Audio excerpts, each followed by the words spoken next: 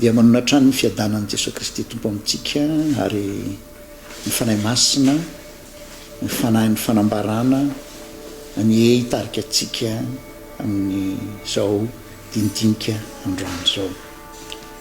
Androantsika dia resaka mbony hoe ny fanahy masina fanahy ny fanambarana. Fanahy ny fanambarana izy zany hoe midikany hoe fanambarana moa amin'ny ten'Andriamanitra dia fanehoana zavatra miafina, zavatra tsy fantatry ny olona anankiray dia asehon'Andriamanitra azy, na koa zavatra tsy azo ny sainy le olona anankiray, tsy takany ny sainy dia asehon'Andriamanitra aminy. C'est le révélation, famoahana zava-miafina. Ny Baiboly dia zava-miafina be dia be ambarany, na ny lasa na ny ankehitriny na ny ho avy. Ohatra fomba ahoana moa nafantarantsika hoe ahoana ny noforonan zao tontolo zao azafady, ahoana ny niforonan zao tontolo zao, hoviana ny ingany zany, inona zavatra niseho tao anatin'izany. Fa dia fanahy masina mpanoratra amin'ny Baiboly dia naseny navoaka ny Mosesy hoe izao no nitranga tamin'ny voalohany Andriamanitra nary ny lanitra sy ny tany dia nitoy izany asa famoronana nataony zany, nandeha tamin'ny dingana hoe ny aingy avy amin'ny tsy misy izy dia niantso an'izany ho amin'ny fisiny tamin'ny alalan'ny teniny. Fa ao anatin'izany koa dia ny fanambarana koa maneho hoe natao anatin'ny asa famoronana koa dia avy eo Andriamanitra niainga tamin'ny zavatra efa misy dia indray no namboarany, namoronany zavatra na zava-mananaina na ny olombelona. Ny fanahy masina zany no nampita tamin'ireo mpanoratra hoe zao ny zavatra tsy fantatro dia ampahafantariko anao dia soraty mba ho fantatry ny hafa. Zay le hoe fanahy ny fanambarana ny fanahy masina. Ary ny fomba nentin'Andriamanitra nanaovana an'izany dia le isika malagasy moa miteny hoe tsindrimandry, amin'ny teny vahiny ditantsika hoe révélation, famoahana zava-miafina. Ary dia Andriamanitra mitona antsika foana. Tsika rehefa mivavaka matetika dia hoe rehefa misy manahirana tsara zany aloha, satria ny tompony teny amin'ny makanisa ty amiko ianao izay miasa faritra sy mavesatrentina, zatra manahirana ny saina, zatra mampahory, mampanahy, manavesatra sy ny sisa sy ny sisa, dia miteny amintsika amin'ny tompo hoe makanisa ty amiko.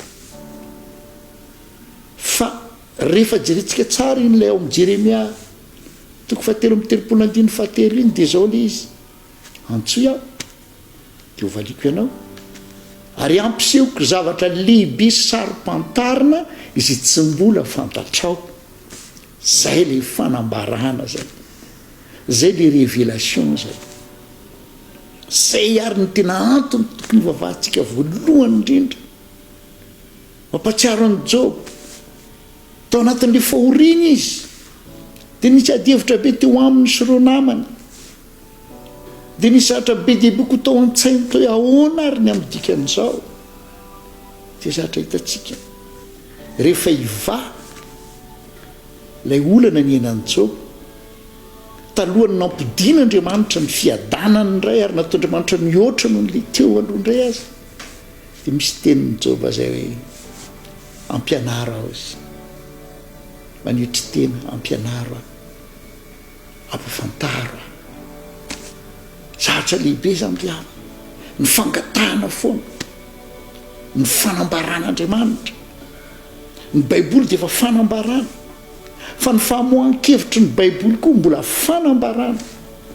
Ary zay niditra teny anankiray dia antsonony amin'ny teny vazaha hoe inspiration.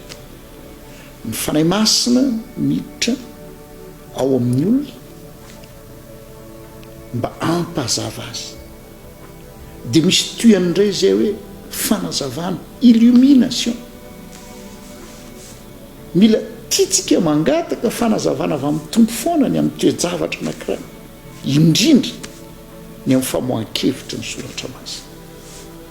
Isika raha miresaka illumination dia efa tonga dia hafa be ny saitsika milaza fikambanana miafina zay mamily ny resaka toe-karena politika ara-pahasalamana, tsy dia hiditra lalina amin'intsika fa ianao koa tena mila mangataka illumination ianao. Ary raha ny tena izy isika kristianina ny tena tokony ho antsoina illumine, azavain'Andriamanitra ny saitsika.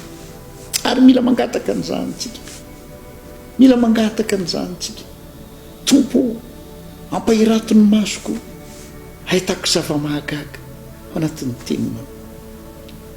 Ny baiboly dia vokatry ny fanambarana, fa za miteny aminao fa mbola mila mangataka ny fanambarana ny fanahy masina ko tsika, dia lasa mazava amintsika ny tiany tenin'Andriamanitra ambara ao anatin'ilay soratra masina. Zany mahatonga ny olona maro kamo mamaky baiboly tsy mangataka ny fanambaran'Andriamanitra izy. Nandraindray koa mampiatra amin'ny fomba tsy tokony hampiarana azy. Indraindray koa lasa mandray hevi-diso fa mitonanao ilay tompo-marika tamin'ny nanoratana azy, nanome fanambarana ireo mpanoratra, dia mbola izy koa ny tompo-marika amin'ny fanazavana. Dia teny tahaka mpanao salamo mandrakarivintsika ampahiratiny masoko ahitako zava-mahagaga ao anatin'ny teninao. Fa io baiboly io tsy mora ny mamaky azy, ary tiako be mihitsy ny fitenitsika malagasy amin'ny hoe mamaky misatra vakiny. Le mamaky zany dia io misy bolongan-javatra anankiray dia alaina ny antsy, ohatra na ny famaky rakitay le izy, io le hazo be, tsy hitan'izay fomba ampiasana n'le hazo be, ohatr'izany koa ny baiboly. Lasa bolongan-javatra fotsiny hitantsika eo amin'ny baiboly. Dia indraindray ary lasa misy miteny dia fanasana ati-doha, sermona fotsiny, zany hoe zavatra anankiray fotsiny hita, fa ho hitanao mandritra ny fanazavantsika ny lohateny amin'ity herinandro ity. Fa tena rena be tsy hitanoanao ny voarakitra anatin'ny soratra masina, saingy izao mila mahay mamaky azy. Le mamaky zany dia miran'Andriamanitra antsika mihitsy fahafana tahaka an'le mpikapakitay, io le hazo be, tsy avitanany ninona io, ahoana ny fomba ampiasana an'io raha andrahoana sakafo. Kanefa dia ny olona mahay mamaky kitay hainy tsara mihitsy ny fomba ho silatsilahany io, ho arindrany io, ho alaminy, ohatr'izao ny alavany ilainy, ohatr'izao ny abeny ilainy. Dia mbola misy indray ara tia atao fandrehetana fotsiny, tia indray atao an'le fandrahoana an'le zavatra mateza be ny fotoana andrahoana azy zay vao masaka sy ny sisa. Ny fanahy ny fanambarana, izy koa ny fanahy ny fanazavana ny baiboly. Ary zay ny angatantsika ny fitariana amin'ny fanahy masina.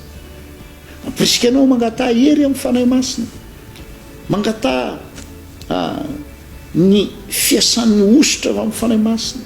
Fa mialohan' zany indrindraindrindra fanahy masina ianao fanahy fanambarana, ianao manazava.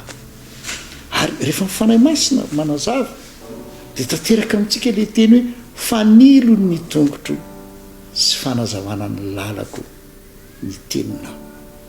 Ny fanilo dia jiro, ary tany aloha izy tsy maintsy arehitra. Dia na niendrika ilay afo, na niendrika ilay solika mahatonga an'le afo mirehatra, dia lazana ny fanahy masina afo koa.